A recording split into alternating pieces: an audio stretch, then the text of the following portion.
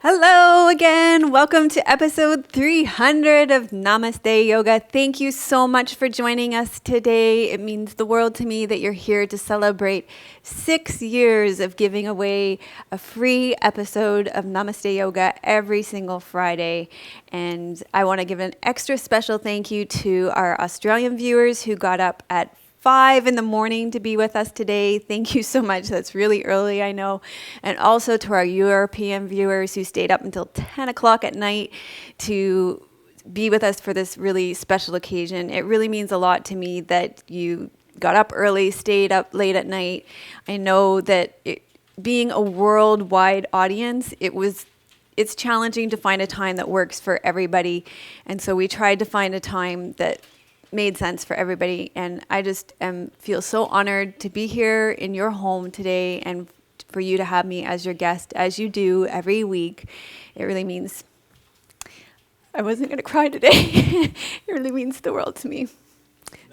No crying allowed today, Tim says, so thank you. And so thank you. Thank you for joining us for this episode all over the world. It's just beautiful to be with you, our community. I want to thank Donna for being here. She sent me a message just a few hours ago to let me know that she was going to be here. As many of you know, Donna gives me the clothes to wear, but she's, as I said in episode 200, she's so much more than that to me. So today I'm wearing this Ganesh tank to remove any obstacles that we might have in streaming this live to you so that we can clear the paths of communication. I'm calling on Saraswati for clear flow of communication as well today. I'm wearing black leggings as well. And so thank you, Donna, for those clothes, and thank you, Donna, for being here today. And also thanks to Dusky Leaf for our props. Today you're going to need a bolster, and I think you'll need something to sit up on for a forward fold. I think that will be about it. I received a lot of testimonials from all around the world, and thank you. Thank you for all of them. I'm going to sit with them and really be with them over the next little while and take them into my heart. And I will share them in the weeks to come. There's no way I can share all of them today. I am going to share a couple of them today. I have one from Claudia from Austria. She's an Austrian yoga teacher, and she said she discovered my videos on YouTube. She says, I appreciate your philosophical approach in classes. She trained in anthropology, she studied Sanskrit and Vedanta, and she was longing to go deeper in these topics. And so I really appreciate all of you who, I know there are so many teachers that watch my classes and do my classes, and then go out and share the teachings of yoga in the world. And I just appreciate all of you who are making such a difference in the world. And I wanted to acknowledge that today. And then also I want to say happy birthday to Anne-Marie Barrow. She says, Melissa, your yoga classes have been food for my mind, body, and soul, as you have encouraged me to continually stretch who I am in a safe, loving, and supportive environment. I will be honored to be part of this amazing milestone, Melissa. The alarm is set. I think she actually thought it was yesterday, so she was a day early, but hopefully she's here as well today. So today is her birthday, which maybe it was yesterday. So we're celebrating her birthday as well. And she said she's really looking forward to the live event. I know also it's Julie Sorhate's birthday. She was a former student of mine in Whitby, Ontario, when I taught studio classes there. So I want to wish a happy birthday to Julie Sorhates. It's also Donna's birthday from Squeeze this week, and Tim's mom's birthday later on this week. So lots of birthdays. I'd love to know if anybody else is celebrating a birthday, an anniversary, or a milestone today or this week or this month, so we can celebrate it as well today. And let us know in the comments and in the live stream so we can acknowledge that and celebrate with you today. Okay, we ask you to send us questions that you would like us to answer. We did kind of a version of Ask Me Anything today. So you can also let us know, type your questions in that you would like us to answer today, we will answer them in the live stream. Tim will let me know what they are as they come along. So post them and we'll take them today. If there are any that we don't get to today, then we will answer them on our other channel, which is our Living Your Yoga channel in the coming weeks. So Edith had a couple of good questions. Tim also wants me to let you know to go ahead and post that you're joining us on the live stream on Facebook or Twitter or Instagram, whatever your favorite social media is. I posted on Instagram. That's my favorite place to post. What's my Instagram? Oh, my Instagram is at Dr. Melissa West. Or you can post on Facebook, or Tim's going to put up those on the live stream right now, so you can post wherever your favorite social media place is to post that you're here and get other people to join us for the live event. Okay, so moving on to questions. Go ahead and post your questions, and I will try to answer them on the spot. And if we don't get to them, we will answer them on our Living Your Yoga channel. So Edith had some good questions. She wanted to know how I got into yoga and how Tim and I met, which I thought was a really sweet and adorable question. So I'm going to start with how Tim and I met, because that came first before I started practicing yoga. Tim and I met at summer jobs when I was a baby. Well, actually, I wasn't a baby because I was old enough to have a summer job, but I was 16 and Tim was 20. So he was, at that time, considered quite a bit older than me. And we both worked at Muskoka Lakes Golf and Country Club. I worked in the pro shop and he worked in the main office. And at the end of the day, I would take at golf clubs, no money is exchanged. You sign for everything on something called chits. And so at the end of the day, I would take the chits down to the office and hand them to Tim. And I was quite smitten with him. I really thought he was quite handsome, and I was quite attracted to him. And Tim was actually quite attracted to me as well, as it would turn out. But we were both quite shy. And I actually thought one of my other girlfriends, well, she wasn't really a friend, but just another girl at the club was seeing him. She told me she was seeing him, but that was false information. So I didn't approach Tim all summer. And Tim was just deathly shy. And so he never approached me all summer. Anyway, towards the end of the summer, there was a party. And at the party, we both flew caution went to the wind, and the rest is history. We've been together ever since, except for a small breakup one time between Christmas and Valentine's Day. And we've been married for 20 years next June, and we were together for how many years? Well, I got married when I was 23, so 7 years before we got married. So we've been together for a long time. And then as far as how I got into yoga, when Tim and I got married, I moved from a small university town where I walked and cycled everywhere, and to a big city, to Toronto, where we actually had to drive everywhere because we lived kind of on the outside. And then I actually started eating like Tim too. So I put on a lot of weight, and this is the truth. And so then we decided after about a year of that we would get a personal trainer, and we got really into exercising. And then at that time, with doing a lot of weight training, I decided that I should stretch once a week because I was getting really tight. So I took a yoga class, and that yoga class was amazing. I did it actually at Tim's dojo because actually this kind of relates to another question that's coming later, because at that time Tim was very young, and I think this is very common among all young men. They have a lot of testosterone, and it's just normal for men at that age to have a lot of anger. So we had an agreement that if we were going to stay married, that Tim would go to the dojo regularly at that time. So this gets to Ivy's question, actually. So they had a yoga class there, so I decided to go to this yoga class once a week, just once, to stretch. And that class, I couldn't believe what that class did to me. For one, it took my voice and it made it go about 2 octaves lower.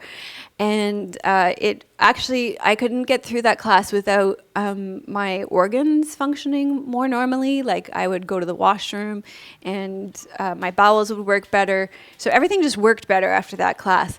But it wasn't for some time later that it took a lot of time for me to get into yoga still. I became a fitness instructor first. Through fitness, I got into always the mindfulness-based fitness I was better at. I got into Pilates first.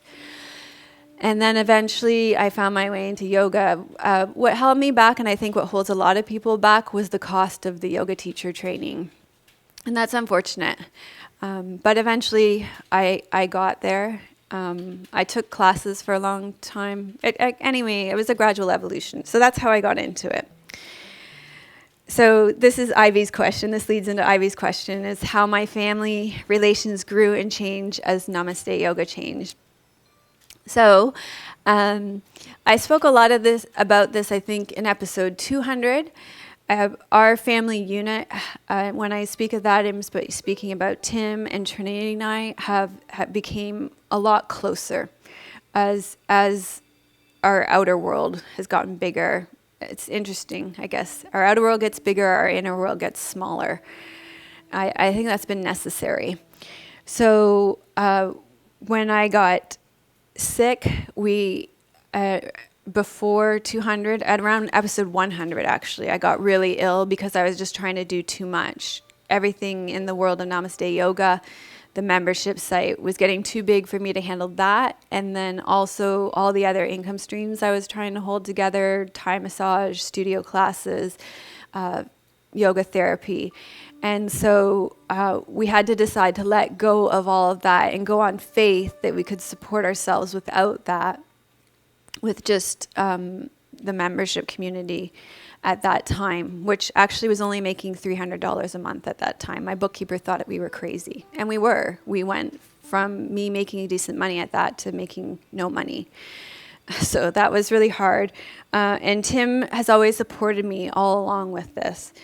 And then and I have to say, he has been an incredible support through, like nobody else, unlike a lot of other people I know, through living with somebody with chronic illness too. So that's something amazing that I have experienced that I don't know a lot of other people have experienced. 18 months ago, as many of you know, we started to feel the need to shift and change again as a family, where we felt that we couldn't continue to grow in the location where we were in Toronto. We felt the buzz of the city was getting too much. We couldn't, and I'm really starting to understand that more, as you'll see as I explain the next step. We couldn't grow where we were anymore. We needed to turn inwards more as a family. We couldn't do that in a big buzzy city anymore. And so we moved to Victoria, BC, so we could connect with nature more, so we could pull out of that. When you live in a big city, there's a lot of drive and ambition to be more, get more, do more, accumulate more, amass more. There's a lot of consumerist drive. So we needed to pull out of that. Not only that, Namaste Yoga and the membership site had grown so much more, and it needed more attention again.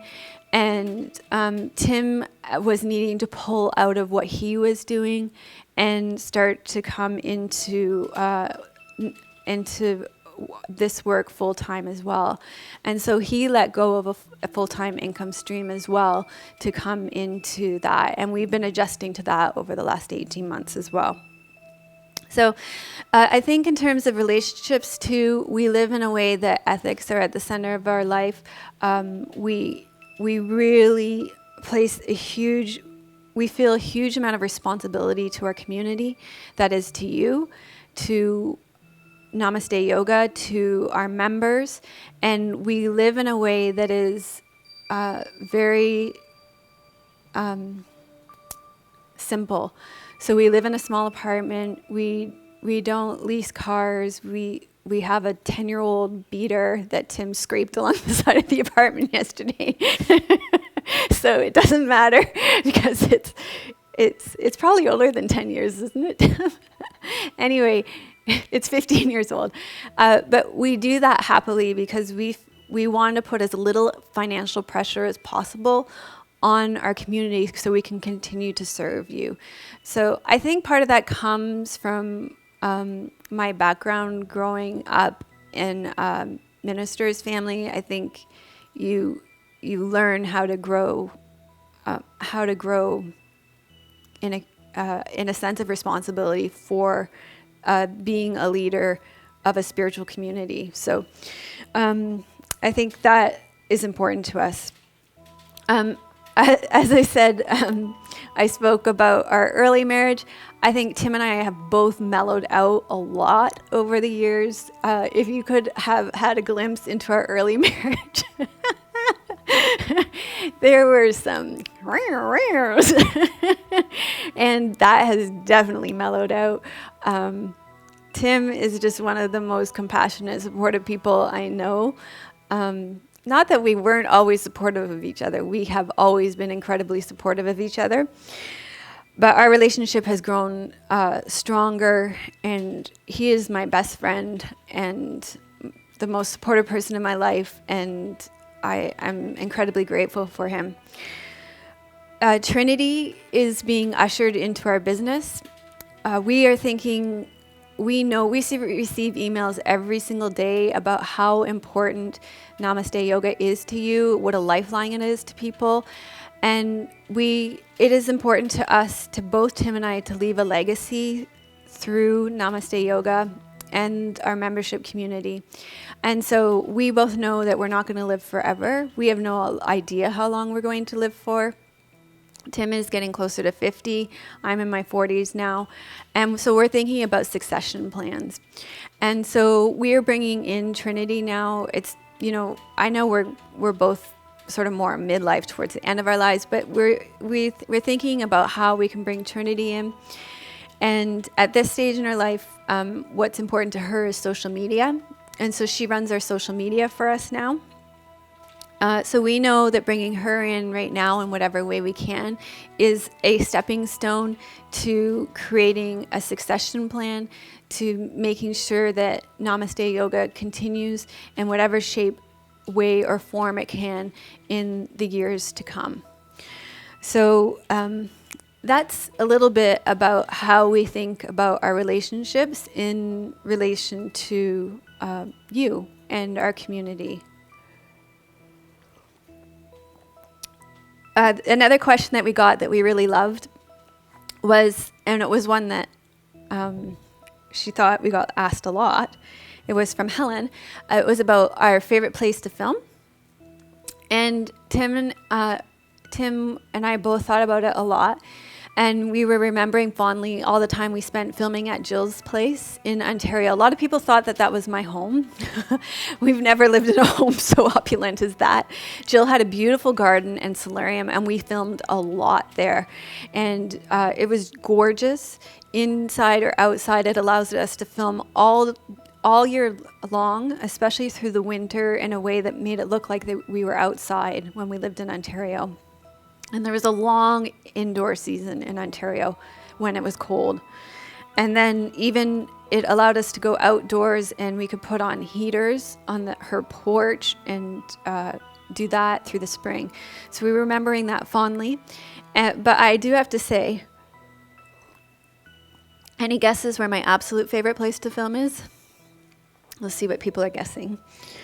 See if anybody guesses it right. But my absolute favorite place to film in the world so far is Tofino in British Columbia.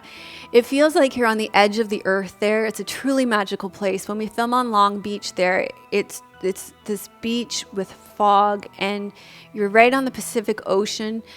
And from that place, it feels like I can touch the rest of the world. And it feels like I'm more connected to all of you there when I'm there. And I love filming there. I don't actually know if we filmed an episode of Namaste Yoga there. We film membership classes whenever we're there. It's a truly magical place in the world. And if you ever have a chance to go there, I highly recommend it. It's amazing. Are there any other questions, Tim? Tim's typing furiously. I have no idea what's going on this. Fill me in. Fiona was right. She gets Tofino. Okay. So many people saying hello. I heard from Sonia in Australia and Carrie in Arkansas, and just lots of hellos and congratulations. Any other questions before we move on? Do you all have a favorite? Oh, this is from Catherine. She wants to know if we have a favorite yoga retreat in Canada people can visit. Tofino sounds beautiful. Okay, I'll have to get back to her on that. Okay, so the next thing I was going to do, and then we'll get into the class. Yeah, it's time to get into the class. This shouldn't take long. Is Pumpkin Pants wants to know, what's a typical day like for you? a typical day? Yeah. Yeah. Okay, you know what? I'm going to do a blog post on my typical day because I think I would like to share my morning routine. I think, yeah, and that might take a little longer. Can you write that down for me to do, Tim? Yeah. Okay. I wanted to share with you at episode 200, I shared with you a little bit about where we've been and where we're going. And I wanted to do that today as well. And then we'll go right into the class. This shouldn't take more than 5 minutes. So over the last 6 years, we brought you real yoga for real people. We've connected you not just to your body, but also to your mind, your emotions, your spirit, and your energy. As you know, I've been strongly influenced by my training through Esther Meyer's yoga with breathing, grounding, and spinal elongation to stay in our bodies and to stay grounded. I've also been hugely influenced by my training through Phoenix Rising Yoga Therapy to include emotional growth and our connection to our everyday experience. So I really like that question about what's the typical day for you, because I don't think our life on our mat is separate from our life off our mat. To me, it's all yoga, and it's all about our spiritual and personal awakening. So where I feel like I departed from my training from these two really important schools of yoga is that I had the courage to speak openly about spirit and bringing spirit into my teachings. So over the past 6 years, we're going to go back from the future to the past. We've covered topics such as the Focused Living series, gratitude. We've done 32 beginner classes, the Inner Critic series, Nourishing Your Energy, which we did through the whole winter of last year. We did more Nourishing Your Energy through the Ayurveda mantra, the 8 Limbs of Yoga last summer, the Hanuman series, that was the leap that brought us to Victoria, the Benefits of Yoga series, the Durga series. That series, I really connected with Rashmi and got really grounded in Sanskrit. She really taught me Sanskrit, and that was amazing. The Cultural Conditioning series, which a lot of you still bring up as a major shift. The Lakshmi series, the Shiv series, the Keeping It Real Yoga Style series, which was a mindfulness-based series, the Ganesh stories, the Vishnu series, the Yoga of Motion series, which a lot of you go back to, the 5 Values, which I hear a lot of teachers come in through that series. That must be on like everybody's teacher training or something. The Yoga Stories, the Yoga Jargon series, the Yoga in Your Organ Body, Yoga and Ayurveda, the Yams and Niyams series, and then the very first series that started it out was a series where we went through our koshas, through our body, our mind, our spirit, our emotions. And there was also a gratitude class in there. Also, Namaste Yoga has been translated into Spanish, French, Italian, Arabic, Russian, Finnish, and Portuguese, 7 languages now, which is amazing. And I'm incredibly grateful for our volunteers who have translated our episodes into 7 different languages. And those are some of our most watched episodes, the translations. So at the celebration of our 200th episode, I spoke of my personal story of transformation. So I suppose it's not surprising that leading up to episode 300, I have also been called to go through a huge inward shift. This is the classic story of the Phoenix Rising. and a part of me that needed to let go, and a new part of me that is needing to emerge right now. There's a beautiful goddess who is a very important part of my life right now. She meets me intellectually, emotionally, creatively, and spiritually. And she sent me this quote yesterday. And it goes like this: "For a seed to achieve its greatest expression, it must come completely undone. The shell cracks, its insides come out, and everything changes. Who doesn't understand growth, it would look like complete destruction." So this is the path of transformation that I have been experiencing leading up to episode 300. For the past 6 years, I've had a sign on my desk that has guided my teaching, my interaction in all my personal relationships, and all my interactions with my students. And it says, "Accept, affirm, and acknowledge." This has been the cornerstone of the way I've interacted with all my relations. Over the past few months, I have become aware that this way of being has no longer served me or the spiritual growth of my students. As my yoga teacher pointed out in one of my recent private sessions with her, this has created a one-dimensional, she calls it a pancake teacher. It's like flat. The kind of peace-loving rainbow unicorn energy that I often warn about that you can come in contact with in spiritual circles. In short, she has no Kali energy. So Kali is the benevolent Hindu goddess of transformation. She is the fiercest form of the mother goddess.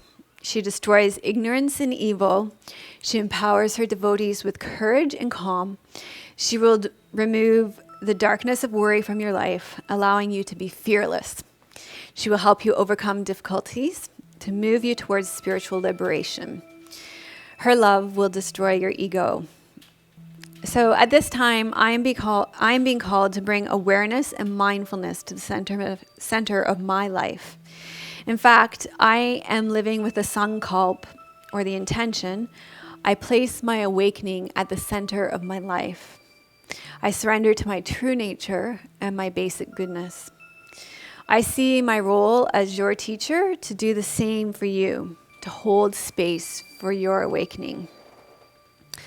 With mindfulness and awareness, I will be listening to your deepest needs. This will mean listening past surface level comments to the deeper requirements I feel are being called forth by you as my students. The Inner Critic series grew out of this kind of deep listening, and so did the Focus Living series. And the feedback that I received from, and I have been receiving from these series, is that they have been life-changing for you. And I want to continue to offer classes like this that are going to change your lives. I'm also being called to grow and change in other ways.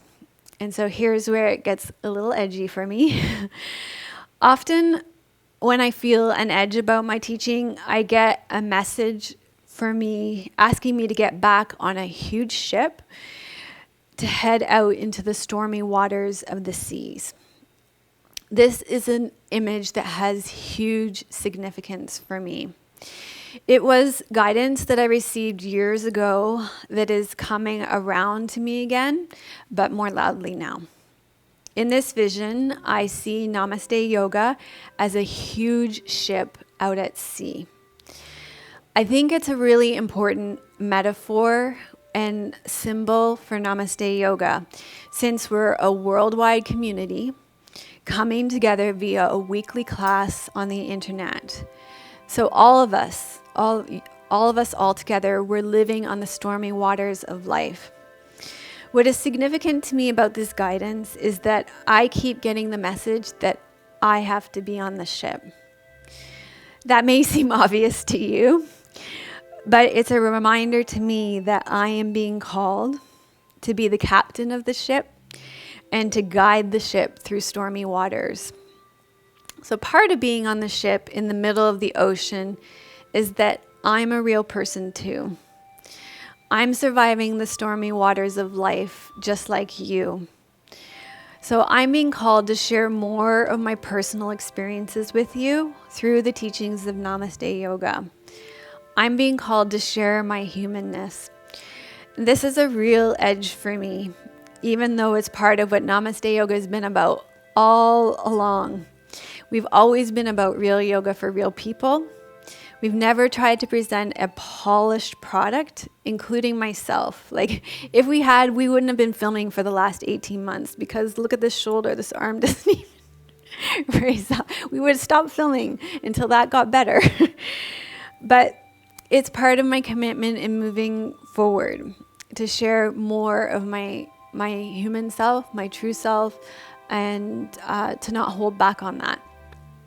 So I'm going to start now, and this is an edge because it's asking me to come out of a spiritual closet where I do hold back. It's part of myself that I don't share with you. So when I was planning this class and writing this and wondering, oh my God, I'm sharing way too much of myself in this episode. And it's like way too much of my personal self and my own story. And I was wondering if it was too much. I heard a raven. A raven has a croak, and I heard it croaking outside of my window. And for me, that was a real confirmation because the raven has been a really important spirit guide for me since the summer. And it's been working really closely with me. What are people saying? Tim's laughing. Okay, he's not telling me he can't hear me.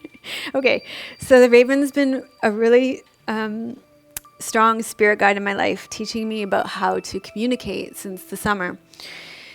So this was confirmation for me that I was supposed to share all of this with you and this message with you for episode 300.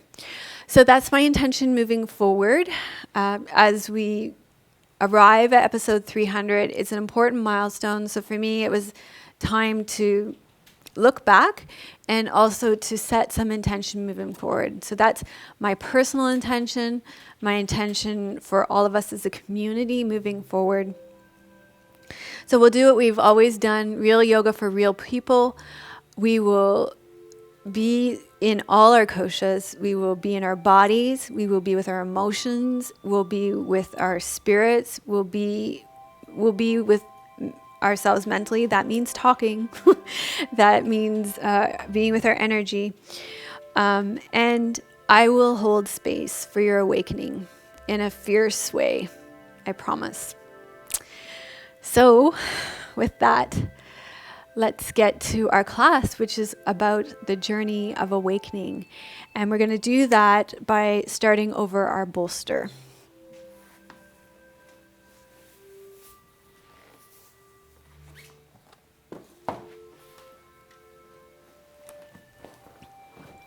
So you're going to place your bolster horizontal. Oh, you're going to need a block.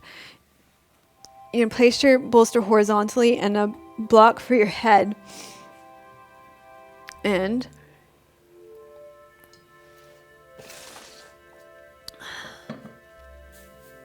you're going to lie in such a way that your bolster is over your rib cage. Your arms are going to go on the other side of over your bolster, between your bolster and your block.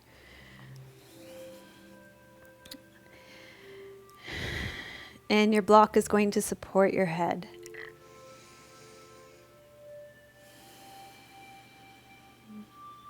And take a deep breath in through your nose. And let it fall out of your mouth.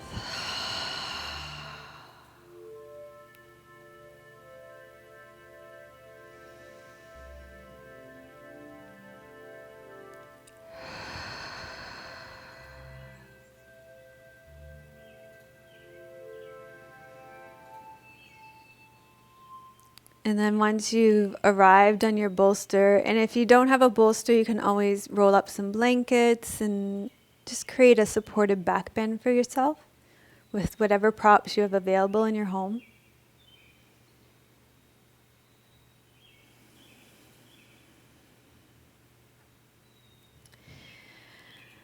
Begin breathing in and out through your nose.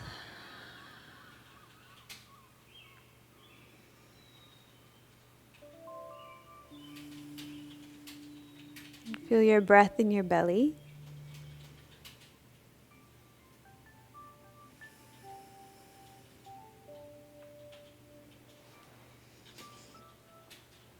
And you're going to stay there resting over your bolster.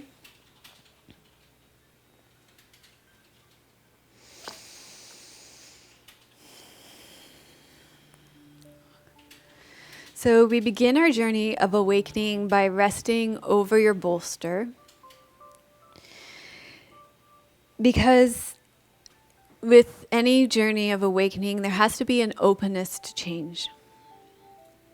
And so we create this openness physically so that we can signify that we're open mentally, emotionally, spiritually, and energetically through all the layers of our being. And we do so in a way that's loving and kind. So by using the supported props, by using our props, it brings loving kindness to the practice. And we do so with awareness and acceptance.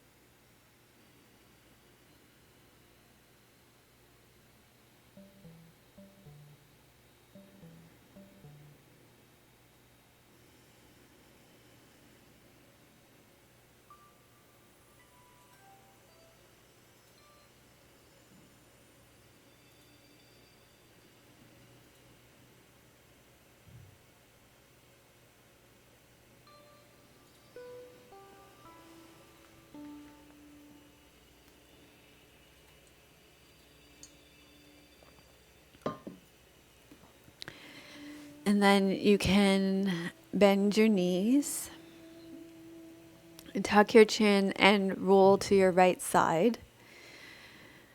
And start to make your way up to seated.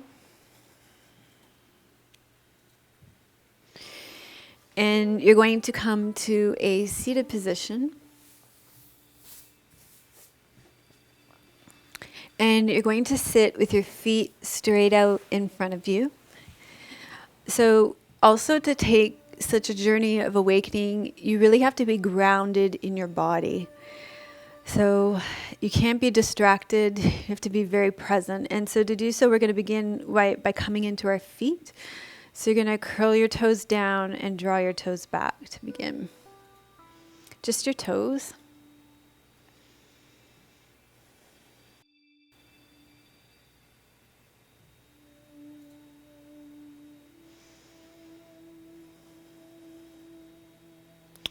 And then point your whole foot forward and draw your whole foot back. And I'm just sitting up on my meditation cushion. You can sit up on a cushion from your couch or a folded blanket, just to elevate your hips slightly to make it easier to sit.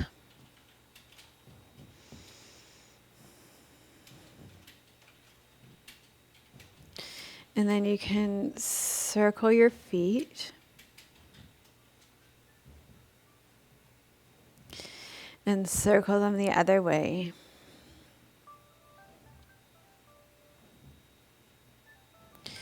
And then circle them so they meet in the center.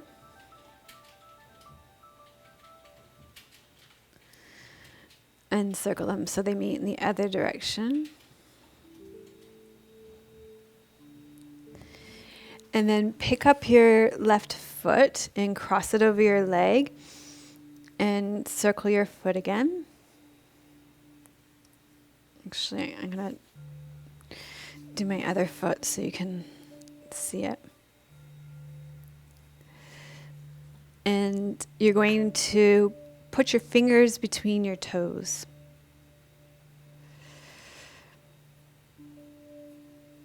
And then bend your toes forward and back.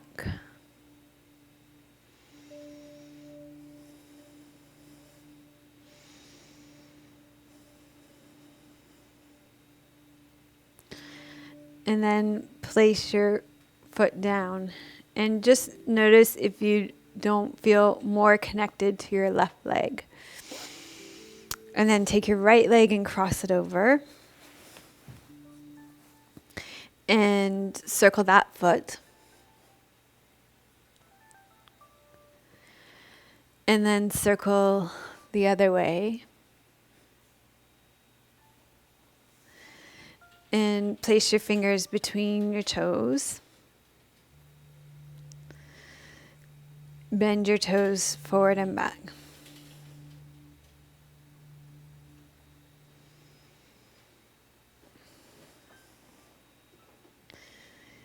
Okay, and then release your foot down and feel that grounded feeling all the way through your leg so that you have that. You really need to be grounded in your body to have that awakening in your life. Okay, from here, we're going to come into a squat pose, a garland pose, like a full squat. So this might not work for everybody in their bodies depending on your knees. So I'll give you some options. So shall I give the option first? I'm going to come up to like a standing squat. So you could do a standing squat instead, so I'll back up. So you could do a standing squat instead here. And when we do the twist after, you could do a standing twist instead if you've got any knee issues. Otherwise, we're going to do this. We're going to come into a full squat pose. So for this, you want to have your feet parallel right underneath your hip bones, your sit bones. And most of you will probably have your heels off the ground for this. If your heels are on the ground, that's great. That's where they should be. But most of us have heels in our shoes, so you're going to need to fill the space probably. So just fill the space with a folded blanket or a cushion. And then you're going to sit back here. So this is Malasana, garland pose. And awakening comes when there's a realization in your life that you're stuck in some way. You're stuck physically, you're stuck emotionally, you're stuck mentally, energetically, or spiritually. In some way in your life, there's a sense of stuckness. So this pose helps to relieve constipation. And so by relieving that physical constipation that you have, it will also relieve the mental constipation, the emotional constipation, the energetic constipation, the mental constipation, and the spiritual constipation. So it will help to get things moving. But that's when the awakening comes, the beginning of the awakening process, when there's that realization that there's something stuck in my life. There's something that's not working and that's the kind of start of the process.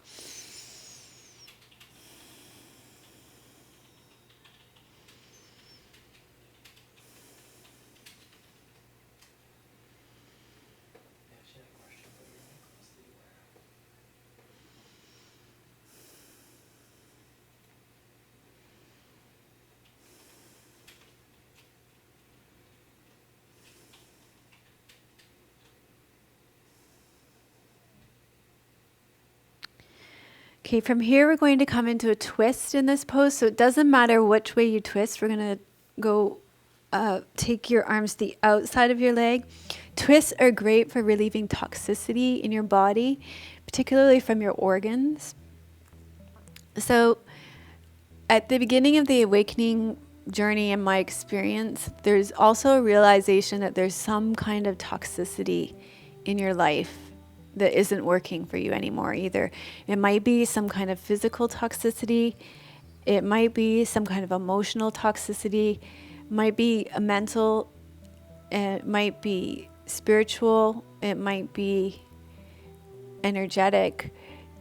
On some level of your being, you're going to recognize that there's toxicity in your life and you need to do something to release it. That happens at the beginning of the journey.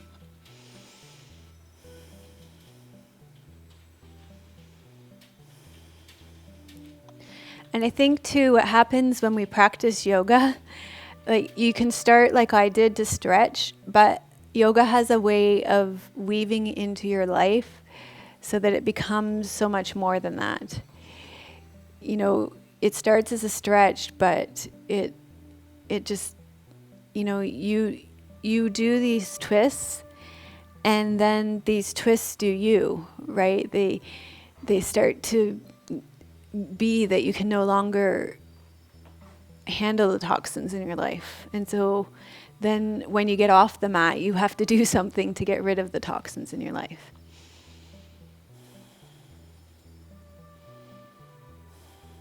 Let's twist to the other side.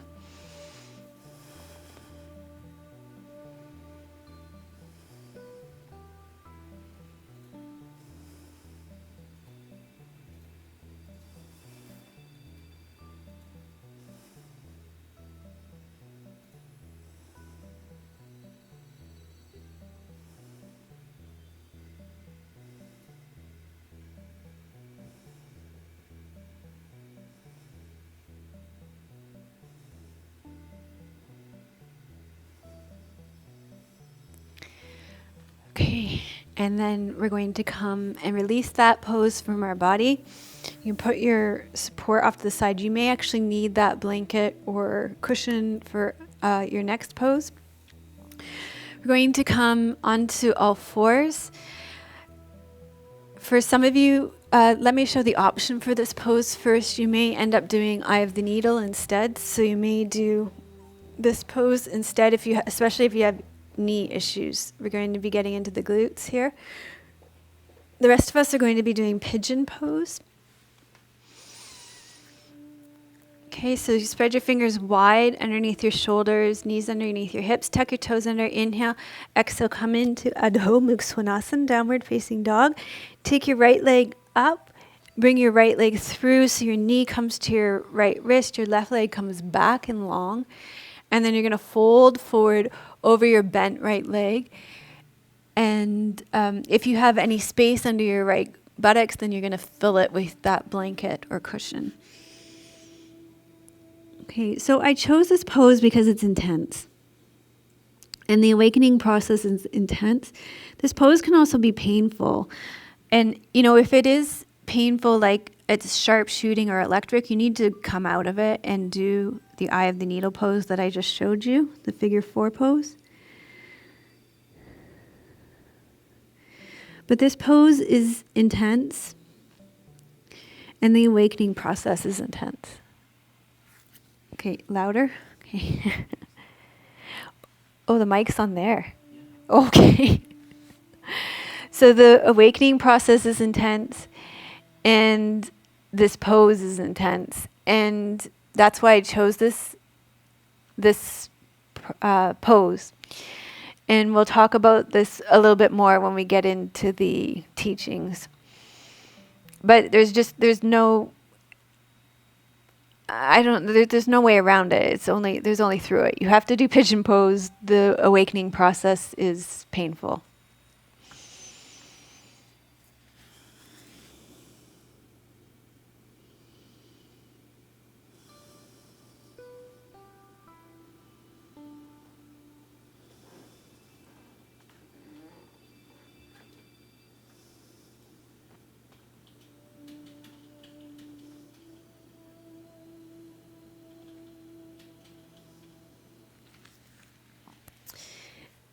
And then we're going to come back and step back into Adho Mukha Svanasana, downward facing dog. Take your left leg back and up. Bring your left leg forward so your left knee comes to your left wrist. Reach your right leg back and long. And then you'll fold forward over your left bent knee for pigeon pose on the other side. And in my experience, that pain comes in cycles. When you think, you can think well, I've got through that pain, I experienced it, it's over, and then something comes up and you're reminded of it again. And that's how it works. is like the layers of an onion. You keep experiencing it. This process of awakening, this journey of awakening is a journey for the brave, that's for sure.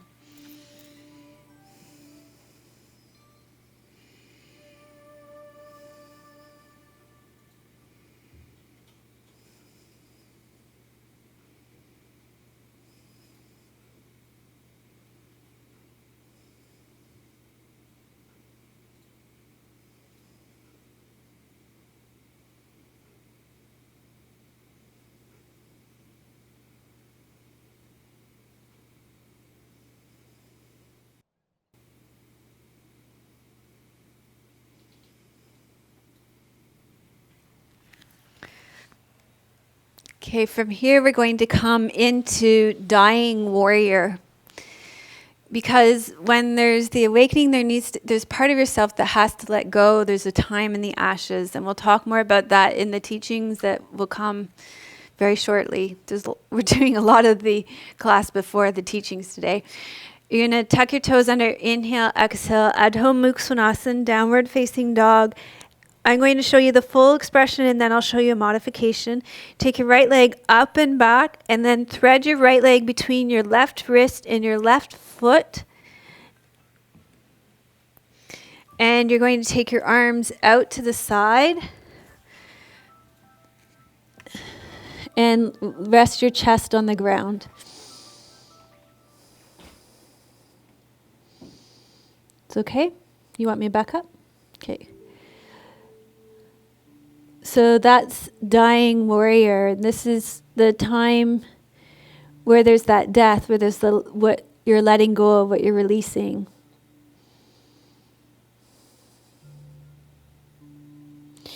And I'll show you a modification of this pose. So if you want to modify it, you're going to come onto all fours, walk your knees to the left side of your mat, lower your hips down, and lie on your belly.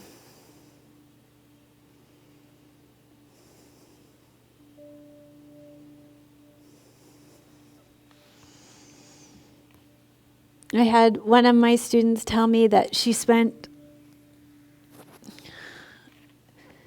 ages in dying warrior during her transformation.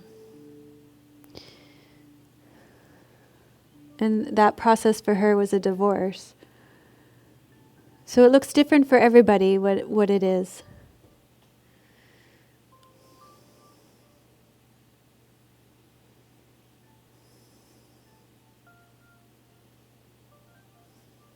So let's come to this pose on the other side. So gather yourself up and we'll come into Adho Mukha Svanasana on the other side. Take your left leg up and then reach your left leg through the space between your right wrist and your right ankle. Reach your right leg back and long, and then you're going to lower your chest onto the ground with your arms out to the side.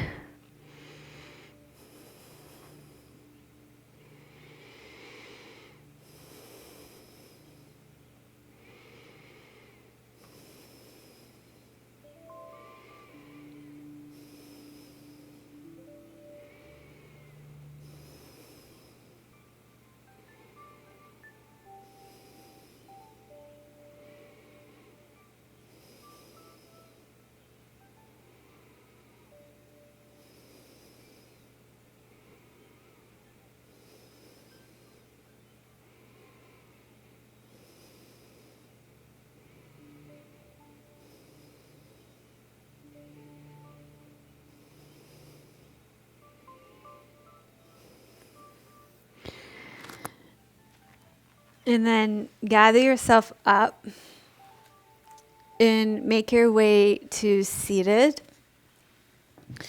And we're going to come to a seated position for a breath practice. And then we'll sit with our mudra for the teachings for today. So for the breath practice, we're going to do breath of fire, because there's a fire that during the awakening, there's a fire that takes place for the transformation. So the transformation, The transformation, it has to burn away things that are no longer working, like a forest fire. So we're going to do Kapalabhati breath for that today.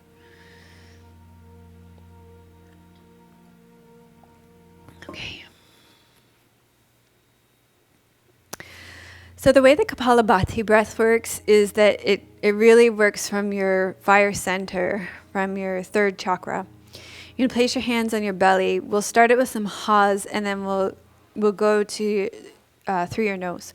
So take a deep breath in, and you're going to exhale, draw your navel back with a ha, ha, ha, ha. It's an active exhalation with a passive inhalation. Ha, ha, ha. And when you're beginning, if you do it slow, it's easier. Ha, ha. So then you're going to start to do it through your nose. Draw your belly back as you breathe out through your nose, and then relax your belly, and the breath comes in passively through your nose.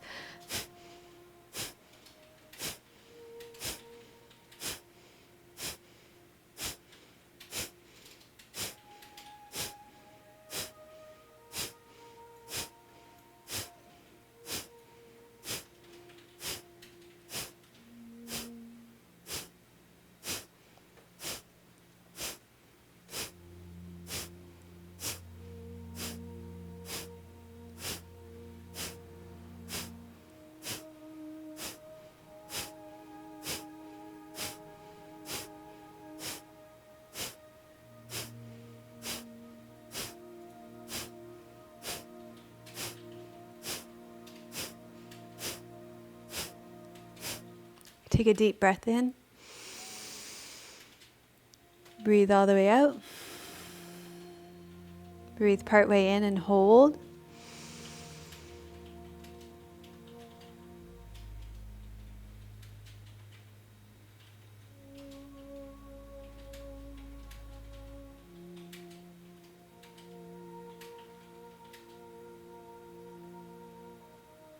And then breathe out when the need is great.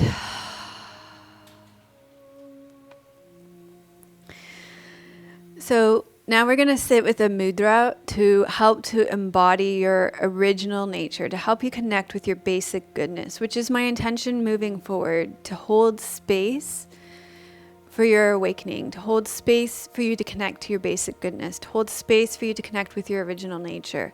So this mudra is you hold your left palm, and then you place your right palm on top of it, and then you bring the tips of your thumbs together ever so gently, just like you were holding the weight of a piece of paper between them.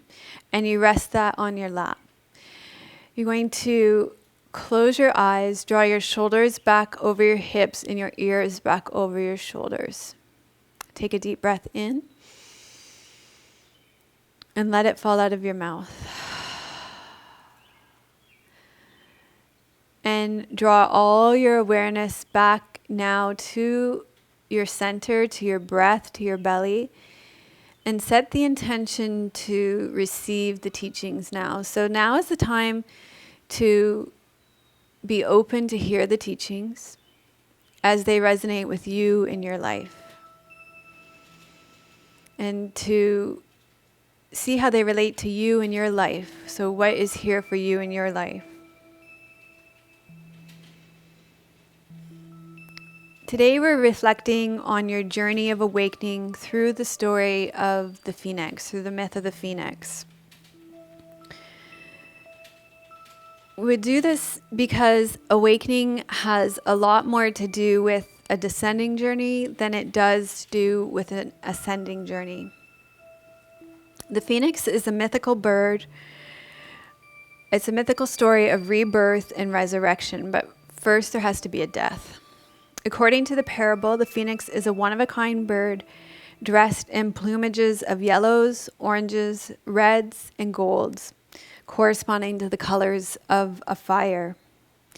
The bird itself lives a 500 to 1,000 year life cycle, and at the end of its life, the phoenix builds a nest of aromatic branches and spices and uses the sun to ignite the fire and its own wings to fan the fire.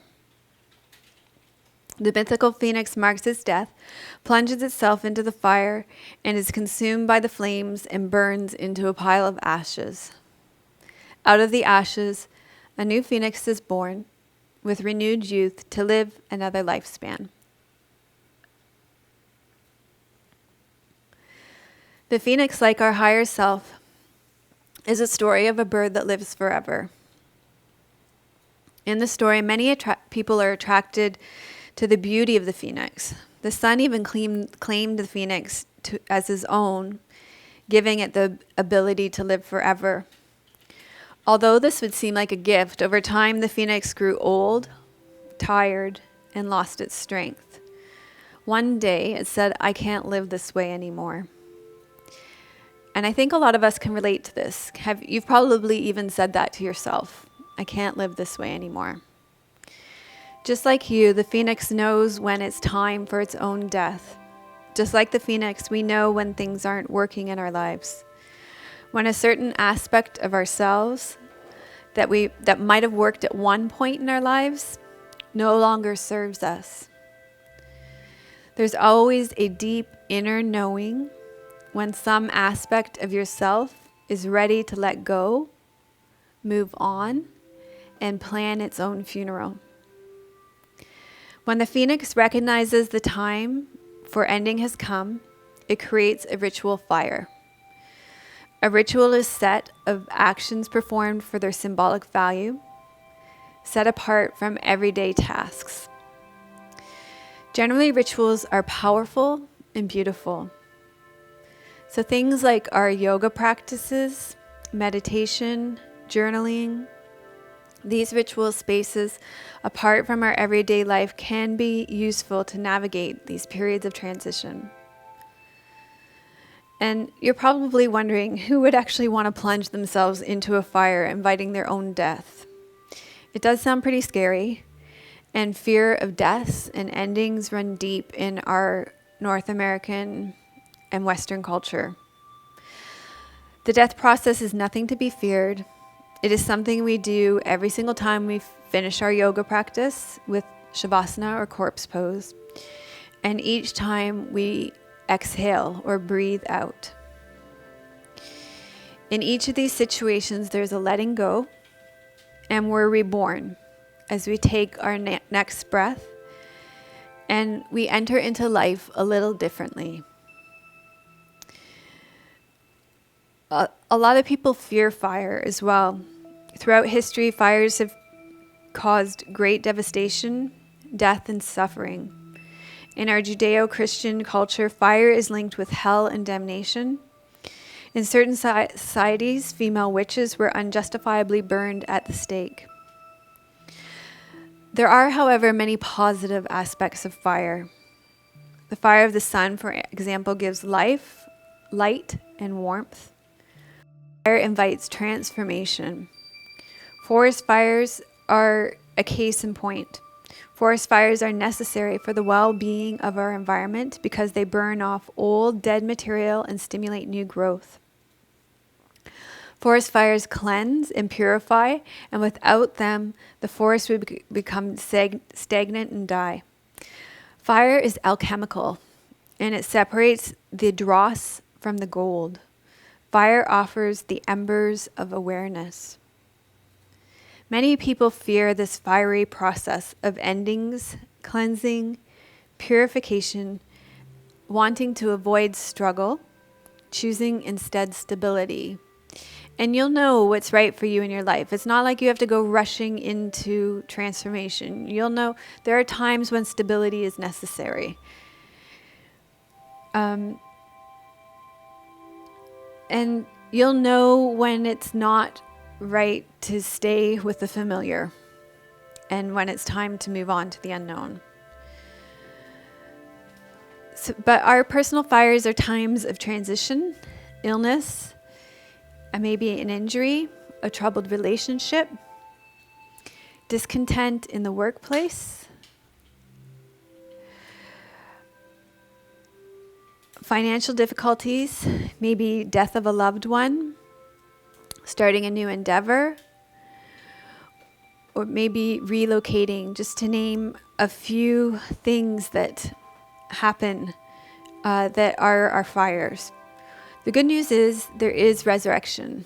There is life after death. If the dying phoenix symbolizes the setting sun, the phoenix rising symbolizes the dawning of a new and brighter day.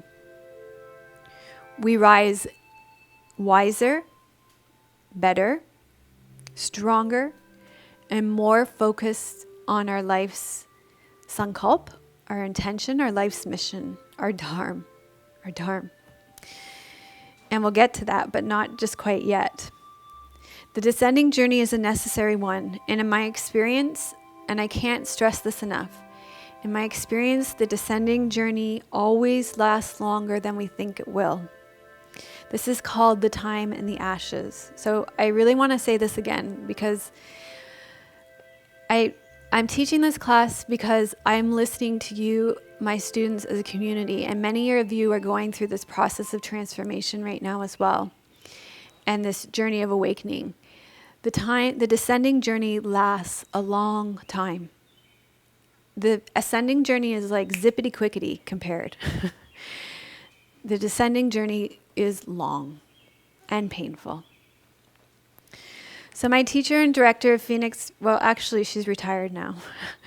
My teacher, when she's retired now, but she was the director of Phoenix Rising Yoga Therapy, Elisa Cobb, she speaks of the importance of honoring our time in the ashes, that time of transition. Elisa describes this time in the ashes as a moment of pause, a moment of not being sure of when or where this new growth will occur. And she admits that this time of being in the ashes is challenging, confusing, and messy. And in the ashes, we might sometimes find ourselves wandering, lost, and not sure what action to take, if any action at all. And I can attest to this. When I'm in the ashes, I have no idea what to do. According to Elisa Cobb, arriving on the other side of the ashes allows for a moment of pause, to reflect back on the process of growth and change. It's a time to honor how that part of ourselves that we are saying goodbye to once served us. It is healthy to have a period in the ashes in order for new growth to begin. I'm pretty sure ashes is used as fertilizer too. People can confirm that for me. It's often necessary to bring outside support to help you in navigating your time in the ashes. So I know our membership community is incredibly supportive to each other, and I want you to know that I turn to my teacher, and she's incredibly supportive to me. And sometimes you're going to need to bring in qualified support in the form of counselors, psychologists. You're going to need that support in the time in the ashes. So the time in the ashes is the time to care for the person you are ever becoming. Ultimately, the phoenix represents an enduring sense of hope and redemption. Because the phoenix is reborn from its death, the phoenix represents the archetypal regeneration. There is life after death, a resurrection from the ashes. There is ultimately an awakening, and this is the ascending journey. Through the transformational process, we are reborn anew to live again, and thus the process of renewal. The renewal stage is important because it represents a recycling and an interruption of the status quo. The purifying fire burns the path for the awakening to take place. And just as yoga is a process of personal transformation, the myth of the phoenix rising is about the metamorphic renewal, the birth of your true self, and ultimately our awakening. And so now in our class, we are going to turn to that awakening. And so let's make our way up to standing now.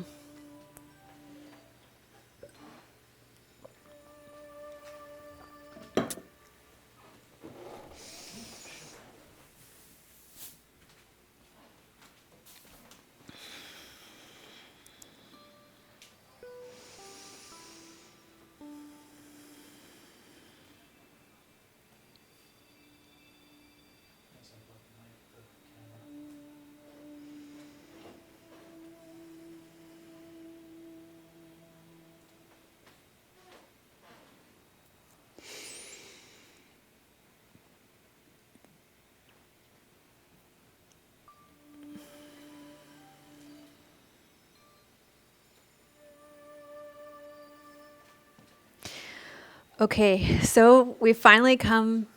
Sorry, Tim accidentally unplugged the camera. See, real yoga for real people. People wonder why we don't do blooper reels because we actually just leave them in. um, so, yeah, so here we are at the ascending part of the journey. And like I said, this is the part of the journey that is zippity quickety, but it's a time of celebration and it's a time of such relief. It's like, oh my God, I thought it was never going to come. And when it finally comes, there's so much clarity and there's so much joy because there's like a lightness when you finally see the way through, you finally see your growth, you finally see the picture, the intention moving forward, and it's a beautiful piece, and it's usually witnessed by another person. In my experience, it's incredible. So we're going to do breath of joy.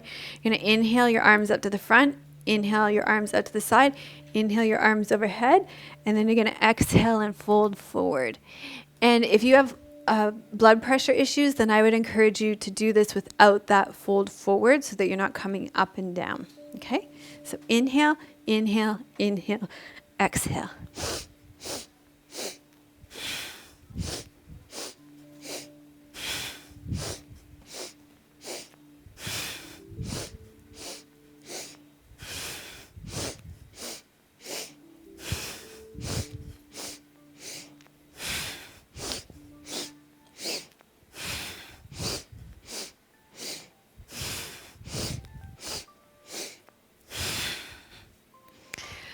Okay, and then make your way up to standing. And then we're going to do Natarajanasana, dancer pose. And this one, it's like you're going to feel like dancing in that ring of fire because you made it through. And if you remember, you have to listen to Hannah Violette's Just Like Me interview. We interview our members because it's amazing to hear their stories of how yoga has impacted them in their lives. And that interview that I did with Hannah, it's just her story of transformation is incredible. So it goes very well with this episode for sure.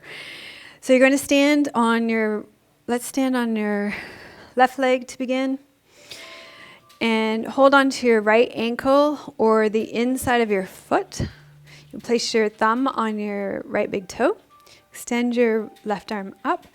And point your right knee straight down. Open up through the front of your right hip. Feel the opening in the in your right shoulder. You're going to start to pull your heel away from your buttocks and feel that joy of dancing, of the dancing Shiv.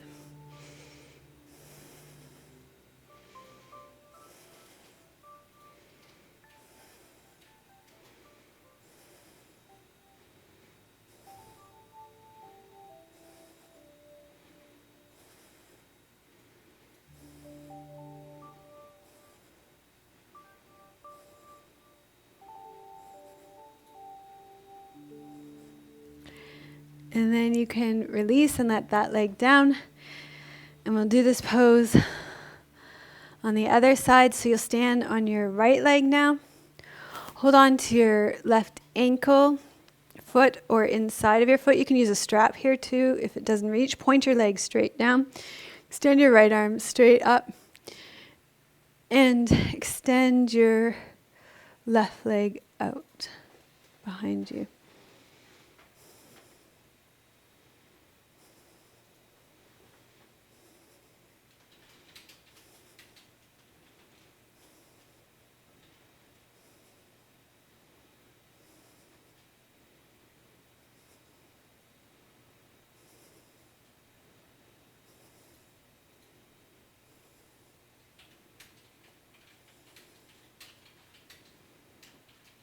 And then you can release that, let it go, and we're going to come down to seated. And you're going to need a folded blanket or a meditation cushion when you come down to seated. Tim, you're going to need to come adjust the camera angles. Okay. And we're going to do seated wide-legged forward fold. So take your legs wide. You don't have to do the splits or anything crazy like that. And you're going to sit forward. And you're going to fold forward here. And the reason why I chose to end with this is to stay grounded through the process of there will be many deaths and rebirths in your lifetime.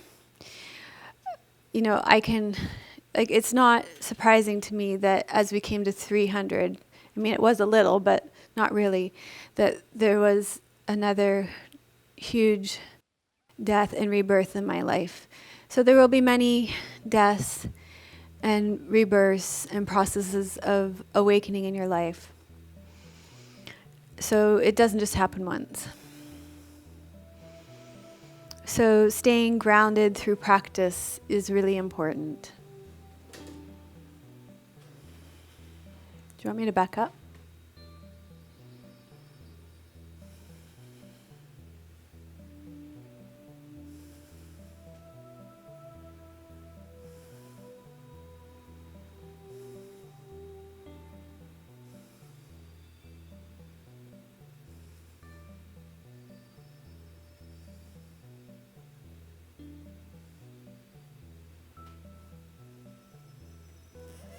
And then come back up to seated, and I'm going to get you to lie down on your back for corpse pose. So it's great that we practice this pose at the end of every yoga class to prepare our bodies for the many deaths that we'll experience in our lifetime.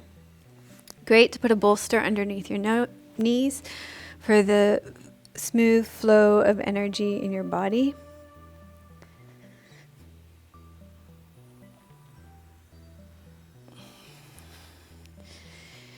And then you can rest back here in Shavasana. Allow yourself to integrate the class. And I'm going to sit up and read you a poem while you're receiving your practice.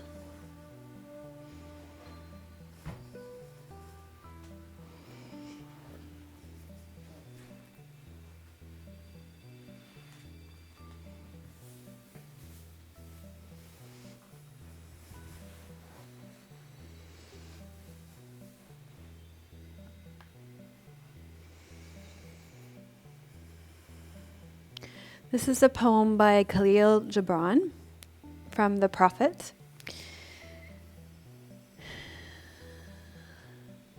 For reason ruling alone is a force confining, and passion unattended is a flame that burns to its own destruction. Therefore, let your soul exalt your reason to the height of passion, that it may sing. And let it direct your passion with reason, that your passion may live through its own daily resurrection, and like the phoenix, rise above its own ashes.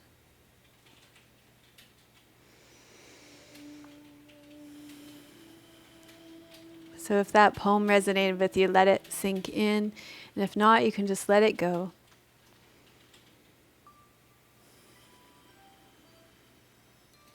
And then gradually allow your breath to deepen.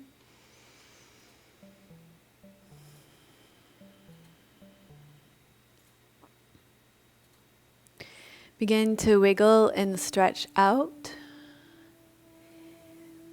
Bend your knees. Roll to your right side. And slowly make your way up to seated. So we will finish as we always do, drawing the benefits of our practice in first towards ourselves, and then offering them out into the world. So your left palm will be up, your right palm will be down, and we'll make space with breath and a sigh for Loka Samasta Sukhino Bhavantu.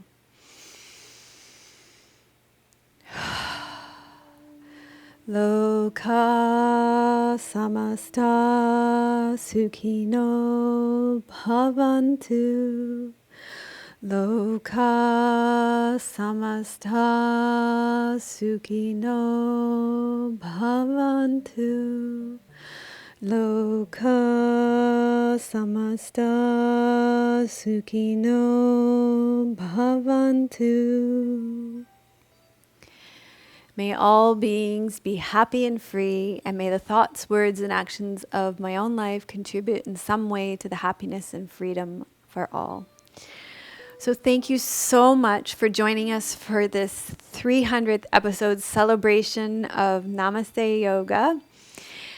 If you enjoyed our time together today, then I would really appreciate it if you press that like button. If you're new here today, then you can subscribe to our channel, and that way a class will show up in your feed every Friday. And if you know somebody who would benefit from receiving these classes, then be sure to share this with them. And it's great that we can try to make the world a better place through our yoga practice. Now you're going to get to see all the inside workings of Namaste Yoga without all the stuff on the screen right now. So I want to thank you all so much for your donations. Will it be on the right or the left? If they're watching it live, it's not there. Yeah, it's not there right now, but it will be. So The website, or okay. if it's recording, then yes, left. My left? Okay, yeah. Okay, so thank you all so much for your donations. Recently, I've received some beautiful gifts from some of you leading up to episode 300. Particularly, I received gorgeous mala beads from Fiona. Hannah sent me a beautiful journal. These are things that mean a lot to me in my personal practice of awakening. So thank you so much for those beautiful gestures. I appreciate that very much. And to squeeze yoga clothing for my clothes. I live in these clothes. They mean a lot to me.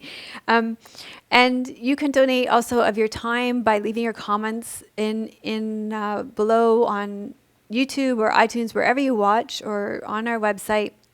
This helps other people just like you find us. So our question today for the comments is, what deaths can you recall experiencing in your journey of awakening through your life? And if you want support in going deeper with your journey of awakening in your life, I would highly recommend our membership community. Our members are doing this hard work of awakening right now in our community. Ivy is doing an amazing job. Is Ivy here today? Have you seen? Yeah, Ivy, thank you for being here today. Ivy is doing this incredible devotional series right now. In her devotional section on our membership community. I was incredibly moved by her video this week, and it's a 2-week series. So when this video goes live, when this video gets uploaded, you can click here to become a member, or you can go on my membership on my website, melissawest.com, and there's a link to become a member. Also, I have been asked to come in and host the weekly challenge over the next 2 weeks, and I am really super excited about it because over the next 2 weeks, starting on Tuesday, there's an incredibly powerful portal that is opening for us through Navratri to connect with the divine feminine so that our intentions can become even more powerfully manifested.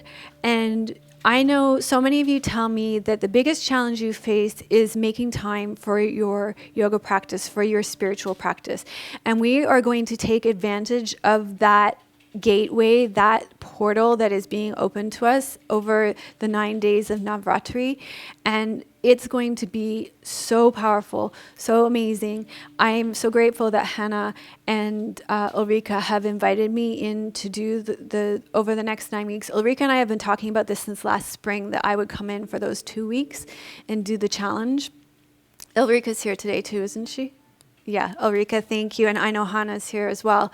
So I'm honored that they have invited me back in to do the challenge for these 2 weeks and to take you through that process, to take advantage of that powerful portal, to connect with the divine feminine, to bring that intention forward, to connect with that energy, the divine feminine, to know that we do have more than enough time for what truly matters in our life, and that our practice can be the center of our life, and can make a difference to our life. So if you're not already a member, then you want to be a member for that, because it's going to be amazing.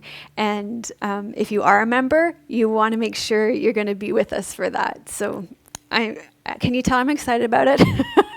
we have to film it still, but it's and Tim's going to be like, you want to do how much for this? But it's going to be awesome. So become a member. If you're not one, join us if you are one. And thank you so much. Thank you. Lots of members are they excited about it? Yeah, and I expect a lot of members currently watching. Yeah, there are a lot of members watching. Yeah. So I hope they're excited about that. Thank you. Thank you so much for being here for our celebration. We truly, look at this man. We appreciate you so much, and it's been an honor serving you for the last 6 years, and I hope that it can be a lot more. So thank you. Lots of love. Sending you much love from beautiful British Columbia. It's such an honor to live here too. May your joy be as deep as our Pacific Ocean.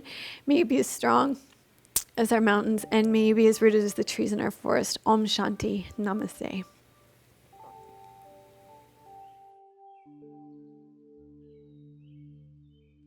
Melissa would love to hear your questions and thoughts. Please leave your comments below the video. Thank you for your reviews on iTunes and YouTube. Your reviews help us to share yoga and a yoga lifestyle with others around the world. If you have a question for Melissa, you can leave a voice message at melissawest.com, and Melissa may answer it in an upcoming blog.